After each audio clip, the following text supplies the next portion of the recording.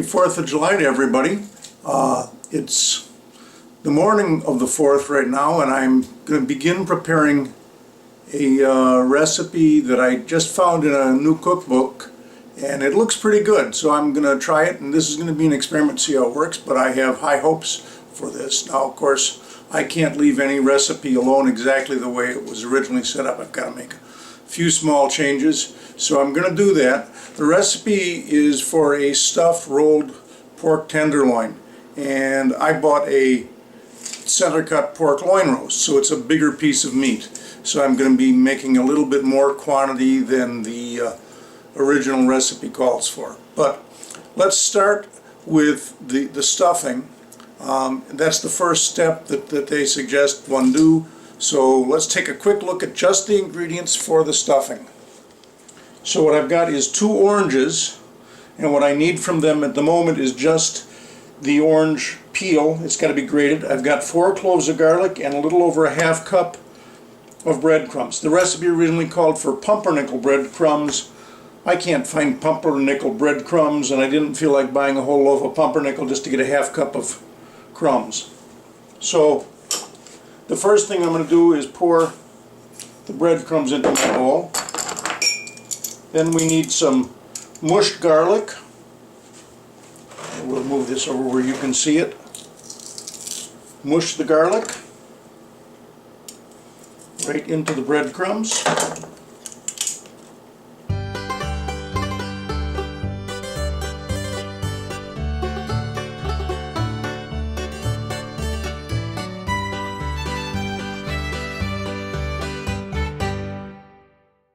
The next thing we need to do is to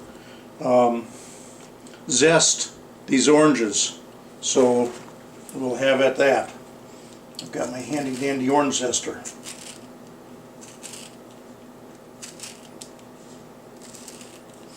This always smells so good, you know.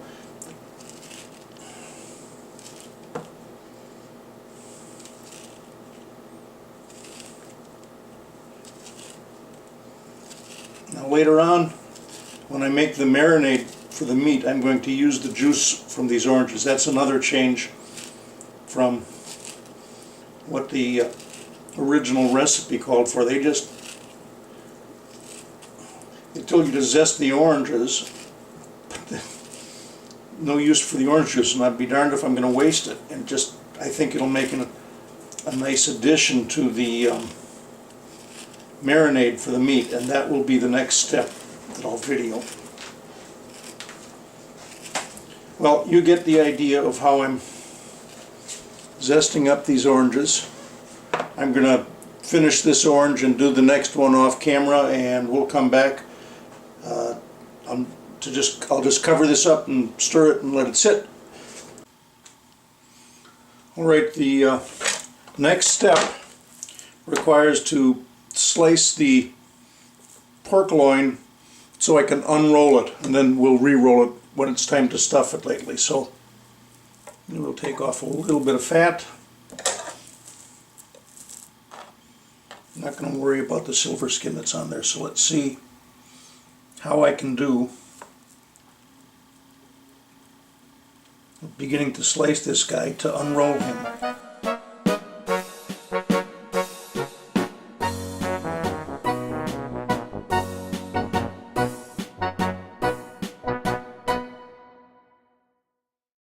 You got to be kind of careful doing this because you want to leave enough of the meat so you can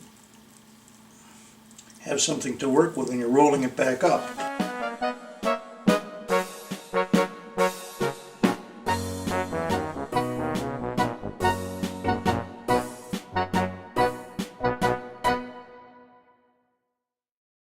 Okay, there's my unrolled pork. Now, this isn't the largest marinating bowl in the world, but we're going to try folding them up and putting them in the bowl. Let me quick wash my hands. After that they feel yucky. Now the rest of the marinade calls for about 3 tablespoons of cider vinegar, 1 bottle of beer, and they didn't say what kind of beer to use, they just said beer. Since this recipe has got orange in it, and since usually when one gets a Blue Moon at the local bar or wherever, if one buys one, they always serve an orange slice with it, I thought Blue Moon Belgian White would be the perfect beer to use for this marinade that's going to have orange in it. So there's a bottle of Blue Moon, a little over a half a cup of raisins, and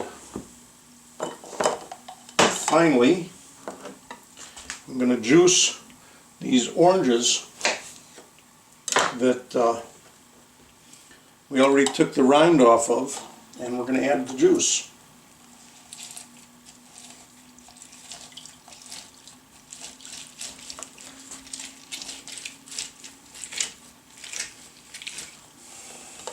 Now, adding the juice was not in the original recipe, but I just thought, you know, it can't hurt. In fact, I think it'll help this have a little bit more orange flavor than just the orange rind. So this is another one of my modifications to the recipe as written.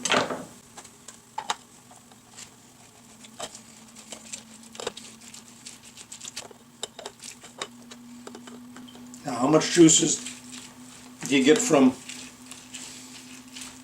2 oranges? I'm not sure, but I'm going to guess it's just under a cup. That can go down the sink drain. We'll grab a fork. Just kind of stir this around.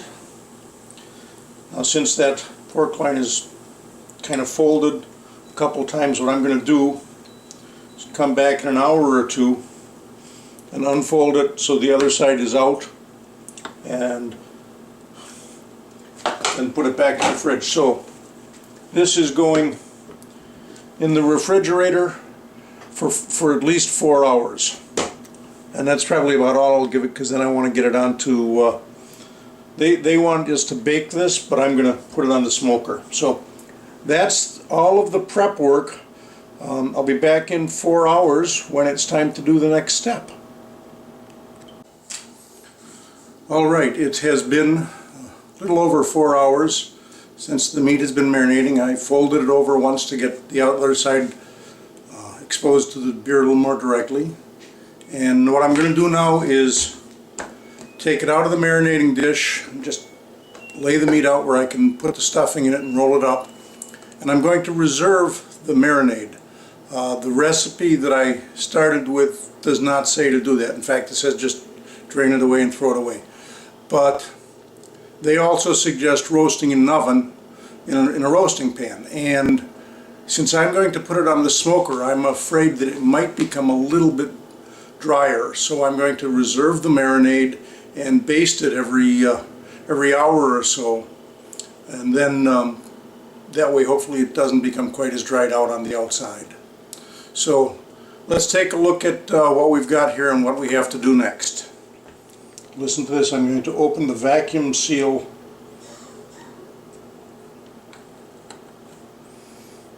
marinating dish.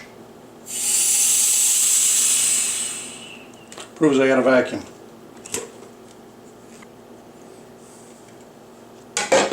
So there's the marinating juice that I'm going to just set aside. And set that on the kitchen table. And the next thing we have to do is to take the raisins, which I've got here, that were in the marinade, and those are going to get mixed with the breadcrumb and orange peel mixture. So let's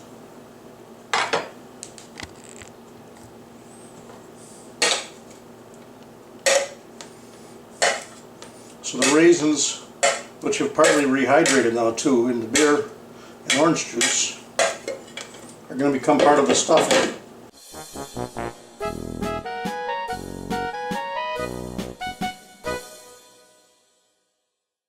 Yes, I know it's got a bit of breadcrumbs in it, and I know it's not totally low carb, but when I figure a half a cup of breadcrumbs mixed in with 2 pounds of meat, and yes, there's a few carbs in the raisins as well, but I'm thinking it's not going to be all that much in the overall scope of things. So there's my stuffing mixture. Just set that aside. Put that there. More raisins.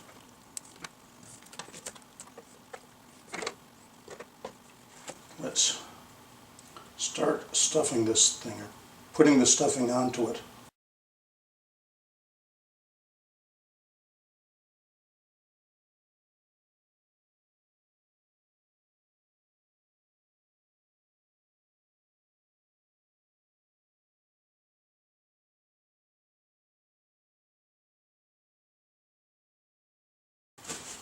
Paper towel comes in handy for more than one thing, not just for cleaning up the mess.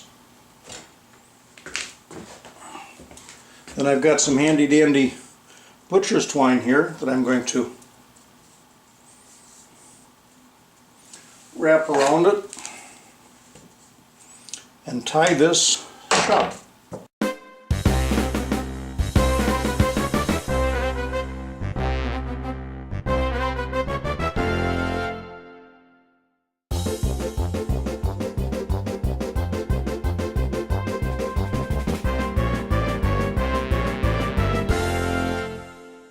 Okay, for the moment, we'll leave it there for a second whilst I make up the rub. It's a really simple one, and I'll be back in just a second. Let's take a short break from looking at the food for just a second to look at the book that we're working from. It's Drink Your Beer and Eat It Too. And the recipe is called stuffed pork tenderloin, but of course I'm using a pork loin roast instead of a pork tenderloin. And other than that, and you've seen the other changes, I'm going fairly close. Now the rub for this is extremely simple. We're talking a couple tablespoons of brown sugar, a 1/4 teaspoon of black pepper, and an 1/8 teaspoon of cinnamon. That's all. Nothing else. So this ought to be a real simple bit of rub. So now I'll aim you back down again. So I'm going to reuse my marinating dish just to put it in whilst I put the rub on it and then carry it outside to the Weber Smokey Mountain. So let's just lightly coat this guy with the brown sugar, cinnamon, and black pepper mix.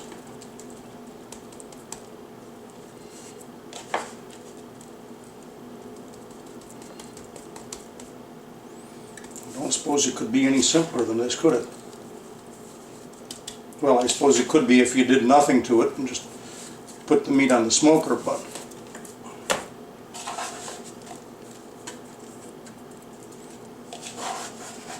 I'll put a little bit on the end.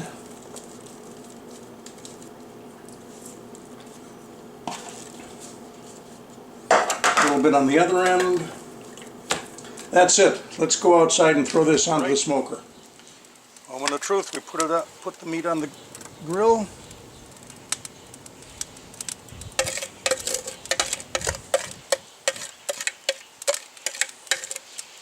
Put the last of this semi-liquid marinade on top of it, or rub that's dissolving, and put the lid on. I'm going to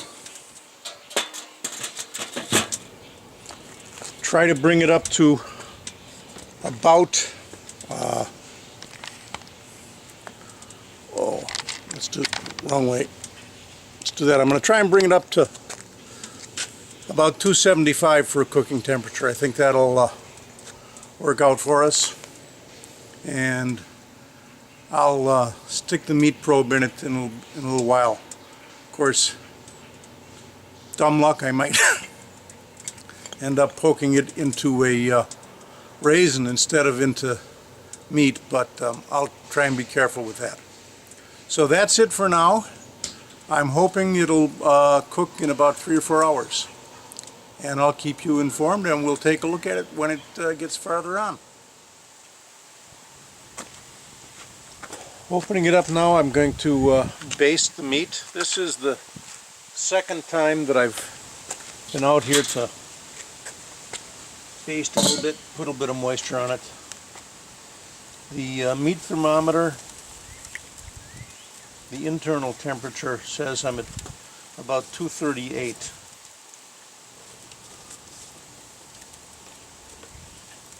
So I've rolled it over once, and I think I'll do that again.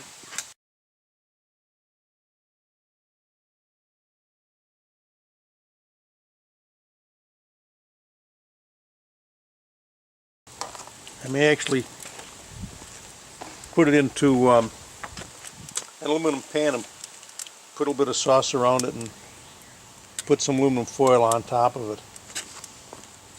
I'm thinking about that because it's getting a little bit late in the day and I'm starting to get hungry.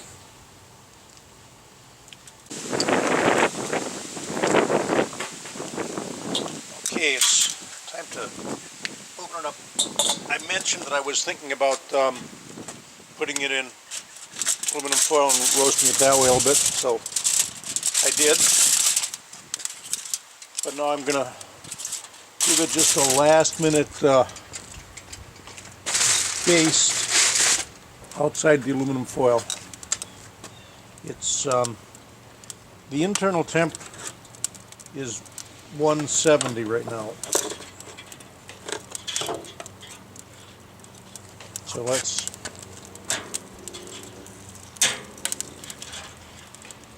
just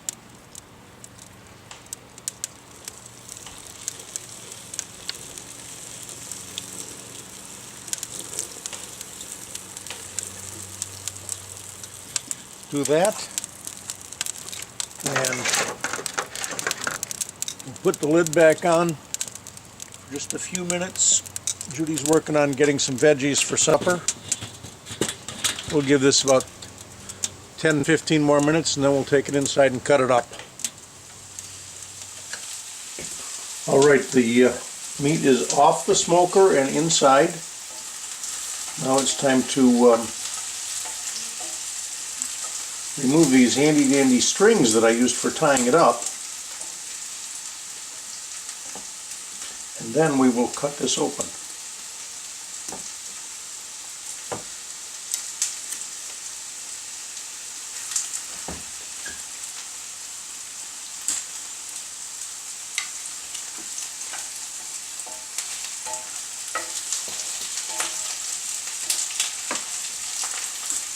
If you can hear frying in the as background noise, that's because the lovely and gracious Miss Judy is sauteing some zucchini and onions.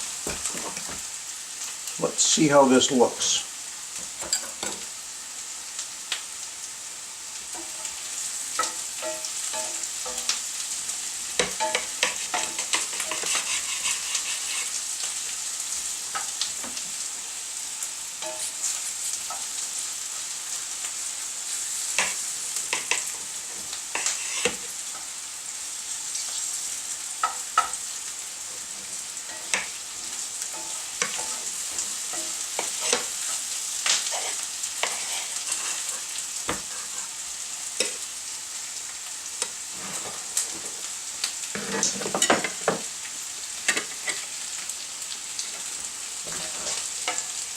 There we are. It looks very good.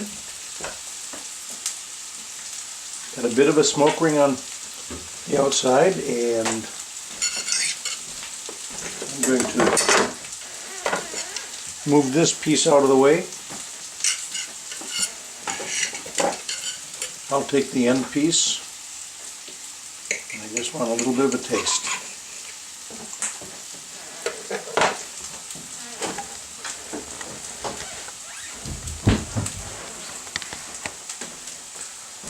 We'll go wide angle real quick.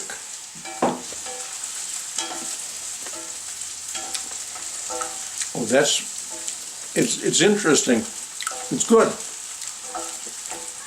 I can taste the smokiness of the meat, but I can also taste that oranginess, just a little bit of sweet from the brown sugar and cinnamon and pepper. Overall, I'd say that's a very good combination. I'm happy with this meal. So, if you're happy with the meal, or at least with watching it, and with my videos, I would appreciate if you'd subscribe to my channel. Thanks a lot, and thank you for watching.